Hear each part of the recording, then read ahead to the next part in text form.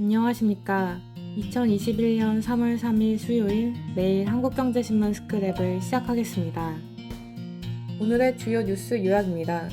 첫 번째 기사는 한국토지주택공사 직원들의 사전 투기 의혹이 불거지면서 정부가 추진 중인 공공주도의 부동산 공급 대책 역시 큰 타격을 받게 됐다는 소식입니다. 정부가 부동산 투기와의 전쟁까지 선언한 마당에 공공주도 부동산 정책을 이끌어가야 하는 LH 직원들이 대거 투기에 나선 정황이 드러났기 때문입니다. 게다가 현행법에 업무상 취득한 미공개 정보를 이용해 주택이나 토지 등을 취득할 경우 처벌할 수 있는 조항이 있지만 단순히 시세가 오를 것으로 예상했다며 투자를 강행해도 이를 제지하기는 어려운 상황입니다. 정부는 지난 이사대책의 일환으로 수도권에 11만 가구를 공급하기 위한 추가 신규 택지를 발표할 예정이라 자칫 공기업의 도덕적 해이가 극에 달할 수 있다는 우려가 나오고 있습니다. 두 번째 기사는 지난해 1월 개인정보보호법, 신용정보법, 정보통신망법을 일컫는 데이터 3법 제정으로 전 산업계가 데이터 경제로 빠르게 변환하는 가운데 보험업계만 아직 걸음마 단계인 것으로 나타났다는 소식입니다. 보험업계는 보건의료 데이터를 활용해 고령자, 유병자를 대상으로 한 맞춤형 보험 상품과 헬스케어 서비스 개발에 나서려고 하지만 이에 필수적인 데이터 확보 문제가 걸림돌로 작용하고 있기 때문입니다.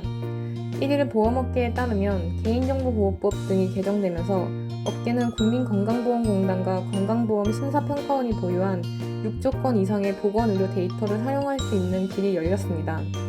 여기에는 진료 내역과 건강검진, 장기요양 등 기록이 모두 포함됩니다. 특히 지난해 8월 금융위원회는 유권 해석을 통해 보험사가 감형 처리된 질병 정보 등을 통계 작성, 연구, 공익적 기록 보전 등 목적으로 사용할 수 있도록 내용을 명확히 했습니다. 이러한 법 개정 등에도 불구하고 여전히 건보공단이나 심평원은 정책, 학술 연구 등 공익적 목적에 한해서만 공공보건의료 정보를 개방하고 있어 논란이 일고 있습니다. 보험사가 보험 상품을 개발하기 위해 정보를 요청하면 공익적 목적이 아니라는 이유로 거절되고 있습니다. 보험업계는 보건의료 데이터 활용 활성화가 단지 보험사의 이익을 위한 일이 아니기 때문에 공개해야 한다고 주장하고 있습니다. 건강증진형 보험 상품이나 헬스케어 서비스가 개발되면 의료비 증가를 억제해 건보 재정 건전성을 높이는 데 기여할 것으로 기대되기 때문입니다. 세 번째 기사는 코로나19 사태로 피해를 본 중소기업 소상공인에 대한 대출 상환 유예 조치를 6개월 더 연장한다고 금융위원회가 2일 발표했다는 소식입니다. 당초 이달 말 끝날 예정이었으나 오는 9월 말까지 연장하기로 했습니다. 대출을 갚기 버거운 사업자들은 9월 말까지 신청하면 만기를 연장하거나 원금 이자 상환을 미룰 수 있습니다. 은행은 물론 이 금융권과 정책금융기관의 대출 보증까지 모두 포함됩니다. 금융위는 유예기간이 끝난 10월 이후 빚 상환 부담이 한꺼번에 몰리지 않도록 하기 위해서 연착륙 방안을 함께 내놨습니다. 차주가 금융회사와 협의를 거쳐 최종적인 상환 방법, 기간을 스스로 선택하는 게 골자입니다.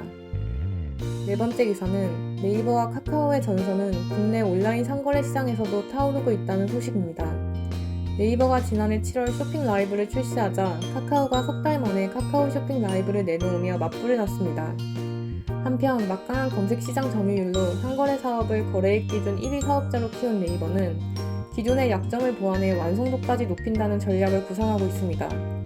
네이버 관계자는 우선 CJ 대한통운과 손잡고 당일 밤 12시까지 주문하면 다음날 물건이 도착하는 2일 배송 서비스와 당일 오전 주문하면 그날 받을 수 있는 당일 배송 서비스도 올해 도입하겠다고 말했습니다.